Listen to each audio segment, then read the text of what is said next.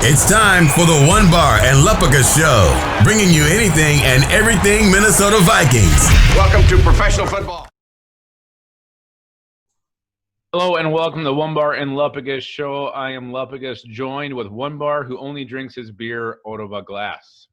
Goes down so much faster, so much smoother. Doesn't matter if it's hot or cold. It's delicious out of a glass. Beer hot is never good, but it is easier to slam a beer out of a glass. I will give you that. It is. Must be some science to it. All right, today we are going to talk about the best players on the Vikings defense.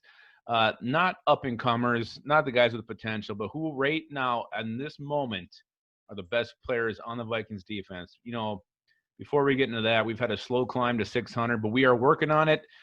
So be sure to subscribe to our channel, like our vids. We need all the help we can get. All the help. Wow. I need a lot of physical help. A lot of physical help, a lot of lotions, maybe some exercise. I do need lotions. All right, so One Bar. Let's start with you. Who are one of the best Vikings on defense right now? Well, I'm starting with the Capitone. I'm starting with the guy that just makes this defense hum. I'm going Harrison Smith. I really don't need to explain myself. One of the best safeties in the league. Unfortunately, he's starting to get a little bit old, but guess what? He's still producing. Harrison Smith, I mean, I can't think of another safety. Well, not many safeties I'd rather have than him. We've been spoiled. Love him. He's the heart and soul of this defense. Done. Yeah, I think the key word there was he's getting old. And the Vikings and their fans need to enjoy this last couple of years they have with Harrison Smith because I think he's, 31, 32.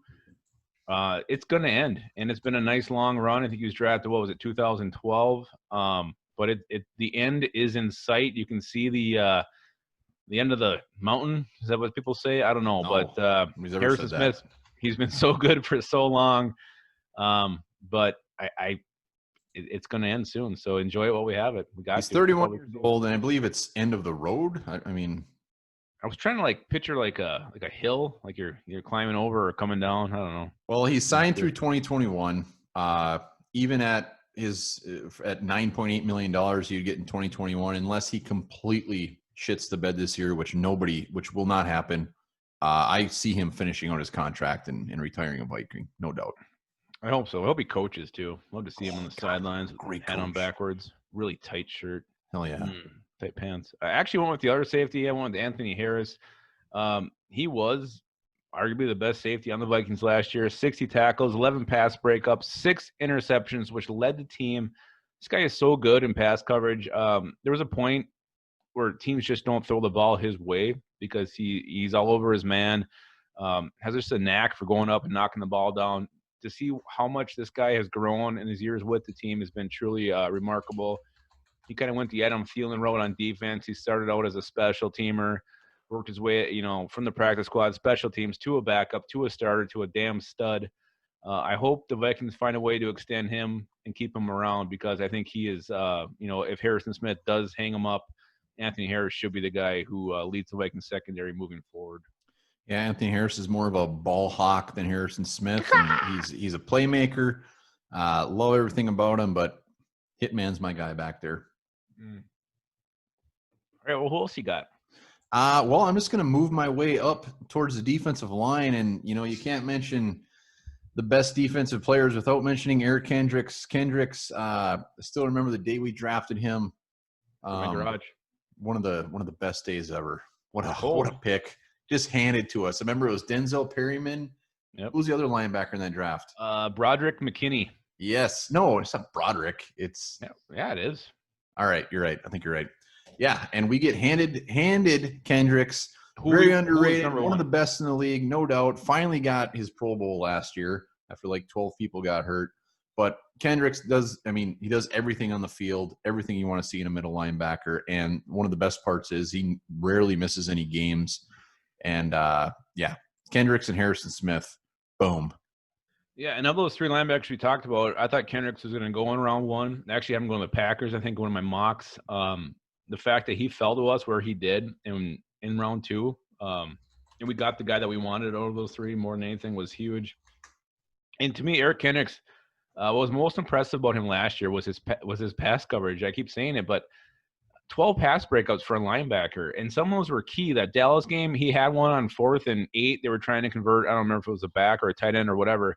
He swatted that thing away, gave the ball back to the Vikings. I think we ended up punting it, but whatever. I mean, his pass coverage was so good last year, and this guy, 110 tackles, 4 tackles for loss, half a sack. He makes things happen. He is definitely the Vikings' best linebacker, and again, another guy who, in my mind, is criminally underrated on this Vikings defense. Yeah, 2 forced fumbles. Like you said, he just makes plays happen. Mm-hmm. And it was actually Benedrick McKinney. Oh, am I pronouncing that right? Did I say Broderick? Yeah. You said, it's weird. It's pronounced a little bit weirder than that, but yeah. I was thinking of Matthew Broderick. You were close. Hell of an actor. All right, who do you got? Or no, you went. Who's your third guy? Well, I think it's the most obvious one, Daniel Hunter. This guy is just an absolute fucking beast. 29 sacks in 2 years. He's coming up. He's got back-to-back 14.5 sack seasons, 142 tackles. So he isn't just a pass rusher. This guy can stuff the run. 36 tackles for a loss. He is a complete defensive end. And I think he's still very, very young. I don't have his age in front of me here, but he's like 14 still. Yeah, a ton of good football ahead of him. He's like Andre Patterson's prize protege. He's so damn good. Did you see him, that picture on Twitter the other week where he's doing 80-pound bicep concentration curls? I did. He's a freak. He's a freak in every sense of the word. And, this guy should just, when you talk about the best defensive ends in the NFL, he should be top of the list and start the discussion almost every single time. Yeah, I can't wait until I'm old and gray and get to see Danielle Hunter's name up in the Ring of Honor. He's on pace to be not only one of the best Vikings defensive linemen, but one of the best. I mean, he's only 25 years old. He'll be 26 in I just saw it, October, November.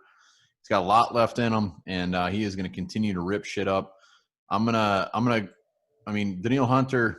I'm gonna go somewhere else just because Danielle Hunter is obviously in my top 3. I'm gonna throw out Michael Pierce. Michael Pierce, a guy who is yet to play a snap for the Minnesota Vikings. I think he is going to come in. I think he's pretty much when we signed Linval from the Giants, he's going to be at that caliber. Still young, hungry, obviously very, very hungry.